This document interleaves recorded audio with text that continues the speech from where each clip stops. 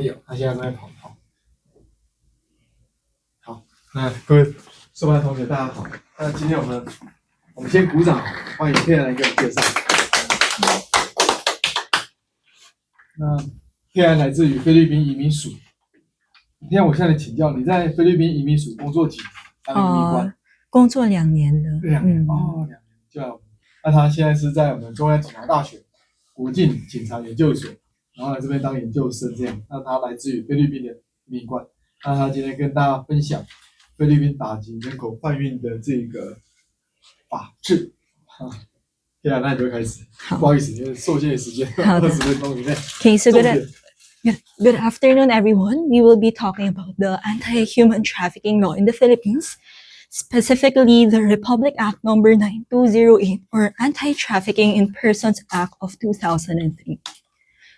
So why did they create this policy? Because they wanted to respect the rights of the people and to prevent any acts of human trafficking.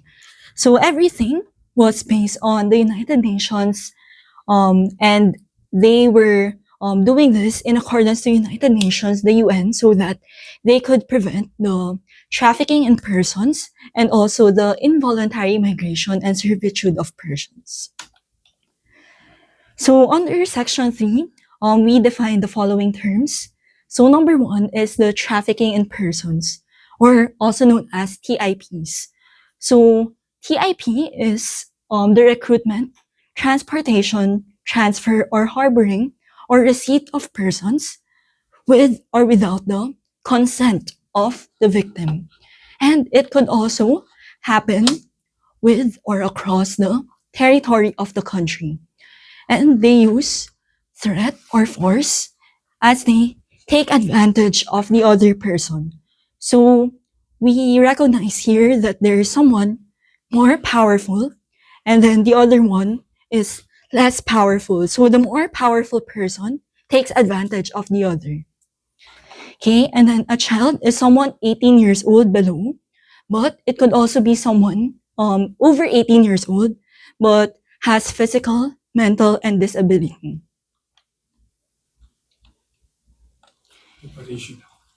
Okay, and the number 3, we have prostitution. Prostitution is any act of sexual intercourse or any lascivious conduct in exchange for money, profit, or any other consideration. Number 4, we have forced labor and slavery. This is when they ask other people to work for you in exchange of capturing that person. So they don't give money, they don't give that person anything. What they only do is to let that person work for you. And then number 5 is sex tourism. Sex tourism is something that you invite tourists into the country, but they don't tour. What they do is to experience sexual services from people who are victims of human trafficking. And then number 7 is sexual exploitation. So this is the participation by a person in prostitution or any pornographic materials. Number 8, we have debt bondage. So this one is when you borrowed money from someone and they cannot pay the money back to you. What you do is you control that person and subject them to other illegal activities. And then number 9 is pornography.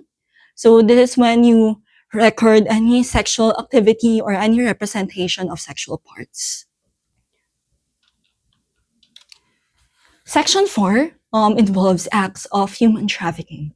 So this is the recruitment, transportation, transfer, harbor, provision, and receipt of person for the main purpose of prostitution, pornography, sexual exploitation, forced labor, slavery, involuntary servitude, or debt bondage. So we should take into account that all of these are done with the purpose of exploiting or putting that person into situations listed here. So number 1, this is a common situation in the Philippines. It's when you match a Filipino woman to a foreign national. So what they do is they sell this Filipino woman so that they can be used for any form, such as prostitution, pornography, and they're not really marrying each other. They're in that so that the foreigner could take control of the Filipino woman. And then number 2, we have offer or contract marriage. So this could be real or fake marriage, but all of these are done for the purpose of prostitution. And then number 3, as we mentioned, tourism packages. So they invite foreigners to come into the country, not for them to see the beauty of the Philippines, but for them to engage in sexual activities. And then number 4, we have prostitution or pornography. It is when they record, particularly women or children, and then sell the videos in the black market. And then number 5, we have adoption of persons. So when you adopt a child, it's not because you want to take care of the child, but because you will put the child into child labor, or you will put the child into illegal activities. Number 6, organ selling. So when people kidnap some people and then they take their internal organs and sell them to other people. And also, when you kidnap children and then you put them so that they can join the Philippine Army or the illegal terrorist group that is against the Philippine Army.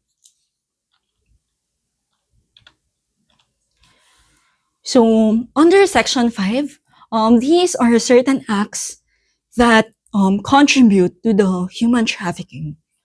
So they are not the main suspect, but they help in doing the human trafficking acts. So number 1 we have here is when they make use of the house and then allow the human traffickers to use their house to conduct these illegal activities. And then number 2 is when they fake documents and present them in the immigration officer. And then when they see that the document looks real, then it could also be fall under Section 5. And then for number 3, they assist in propaganda material. So any poster, any advertisement that can be seen in social media can fall under this. And then number 4, they assist in fraud and facilitate in acquiring pre-departure documents. Number 5 is when also they facilitate. So you can usually see these people in the airports. So they contact people who are potential victims, and then they assess them that you go here, and then we will give you these fake documents.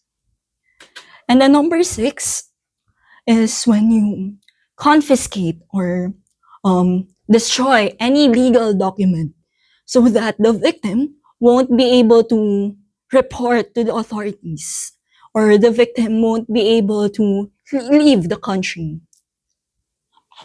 And then number 7, you know that you're benefiting from the human trafficking, but you're not doing anything because you receive money or you receive benefits from it.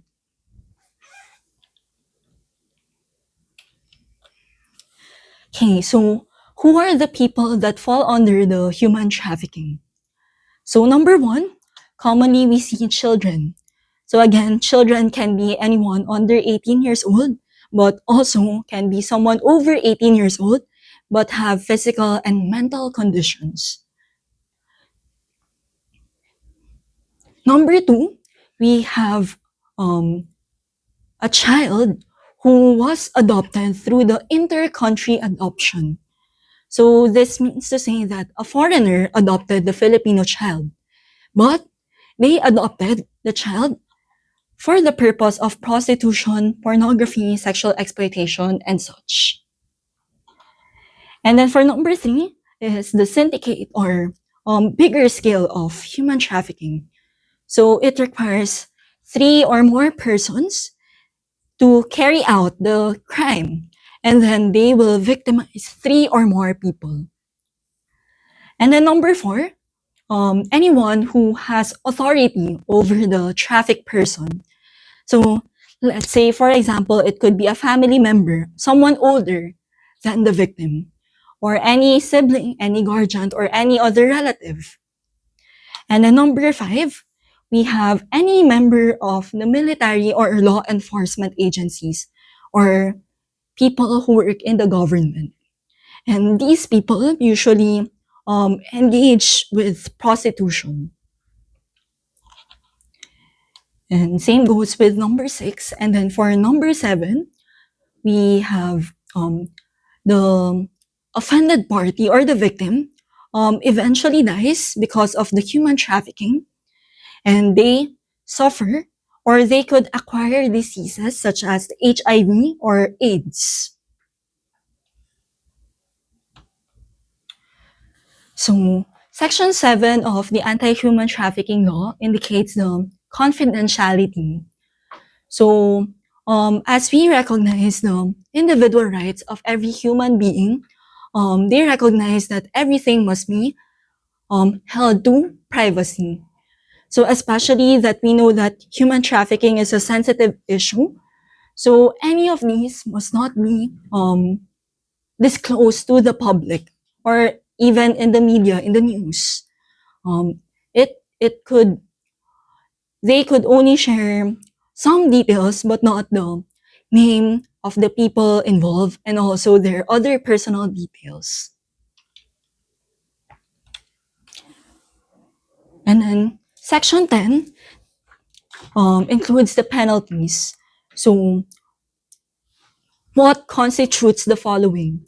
So for the first level of offense is under Section 11.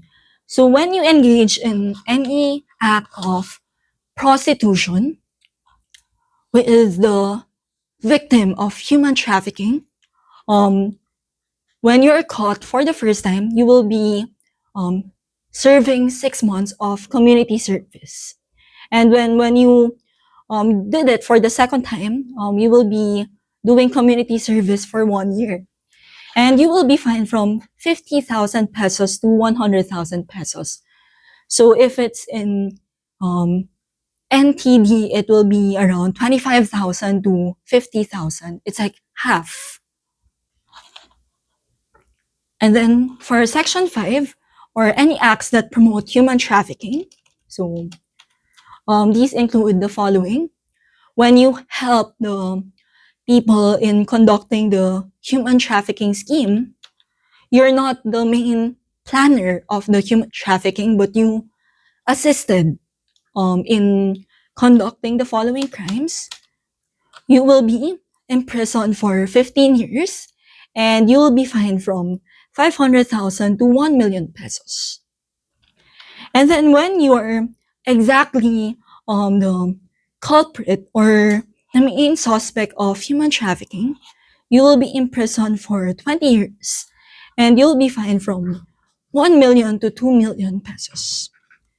And then when you do Section 6, or what we mentioned in here, they consider this as the very extreme cases of human trafficking. So you will be imprisoned for life. So you cannot leave the jail anymore, and you will be subjected from 2 million to 5 million worth of fine. And then if you are a business establishment and they found out that your business operates and supports human trafficking illegal activities, your business will be closed, and you will not be allowed to open any business anymore. And then if you're a foreigner and you are a suspect to the human trafficking, you will be deported from the Philippines, and you will serve, after you serve your sentence, in the country. And after you're deported, you're not allowed to enter the Philippines anymore. And then if you are a public official or someone who works in the government, you will be removed from service. So you're not allowed to work in the government anymore. And all of your benefits, your retirement benefits, or any other compensation that you receive from the government will be totally surrendered. And then if you're someone who adopted a person, and then you put that child into human trafficking situation, that adopted person will be taken away from you, and you're not the legal adopter anymore. So now that we have discussed the specifics of human trafficking, what does the Philippine government do to resolve this problem? 第16条，它是菲律宾打击人口贩运防治法里面第16条。So we have different government agencies. So number one, we have Department of Foreign Affairs. So as we can see, foreign, so anything that is outside the Philippines, they oversee them. So for example, for the repatriation of trafficked persons, when we say repatriation, it means from another country, there's a Filipino who became a victim of human trafficking. It is the Department of Foreign Affairs who help them and send them back to the Philippines. And then the Department of Labor and Employment, since we know that most of these victims don't know that the work that they are signing up for is already an instrument of human trafficking. So what the Department of Labor and Employment do is they look into illegal recruiters, and then also inform the Filipinos to be careful in choosing an employer, because these employers, some of them are illegal.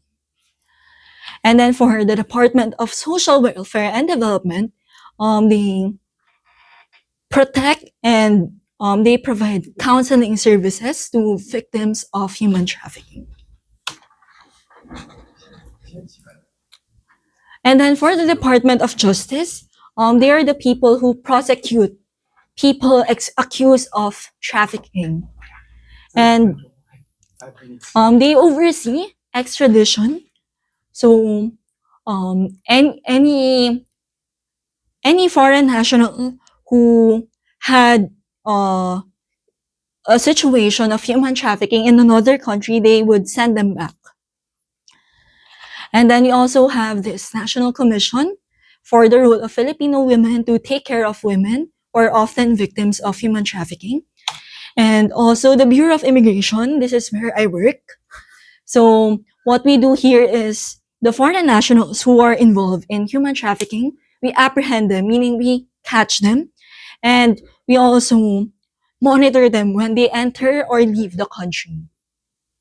And then for the Philippine National Police, they are the primary government agency that the people go into whenever there's a report on human trafficking.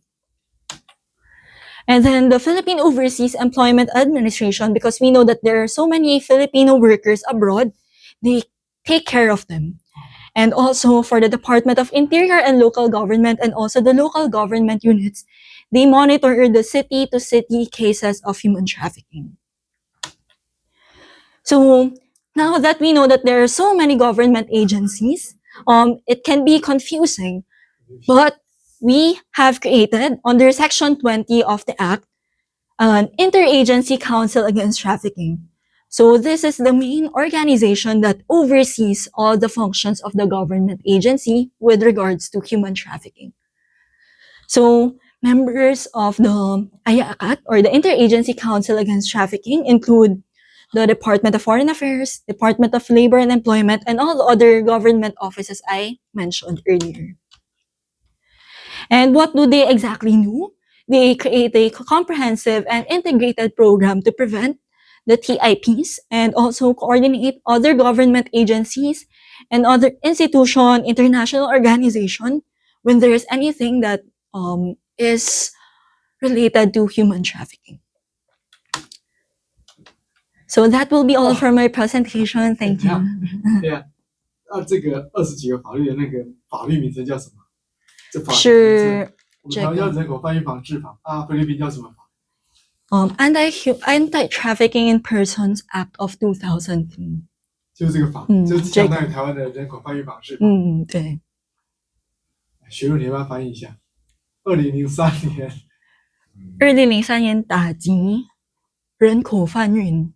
TIP Act，TIP，我们叫人口贩运防治法，他们叫2003年，反人口贩运专法，打击人口贩运专法，对，就是打击人口贩运专法 ，Anti-Human Trafficking Law in Philippines，这是正式的 formal 正式的法律名称。对。那各位就2003年菲律宾，打击。就是打击人口贩运专法，应该是说2003年菲律宾打击人口贩运条例，人口贩运防治法也是可以的。好，那大家鼓掌一下。总共几条？里面这个法里面总共 section 总共 total 多少条 ？section 好像20多。20多。有点少。建议一下要多。我们那个人口贩运防治法好像有40几条。他还少一些啦，我听你这样讲哈，我做一个结论。我确认一下。他少一个那个什么人口贩运被害人补偿法，补偿的。好，人口贩运被害人对人口贩运被害人补偿这样。那处罚的话，2个国家都差不多，然后在定义也有嘛哈，我们人口贩运防治法第2条定义对人口贩运防33，一共33。有人没介绍完。33。好，非常介绍的非常好。那我们台湾叫人口贩运防治法。菲律宾叫做打击人口贩运法，2003年，最近有没有修法？没有，是他们改那个细节，但是那个名称没有改。那这个是什么意思？对啊，是 Republic Act， 是我们怎么叫我们每个法律，所以每个法律是 Republic Act Number 920810223457，是这样的。他们法律还有编号。好，谢谢各位。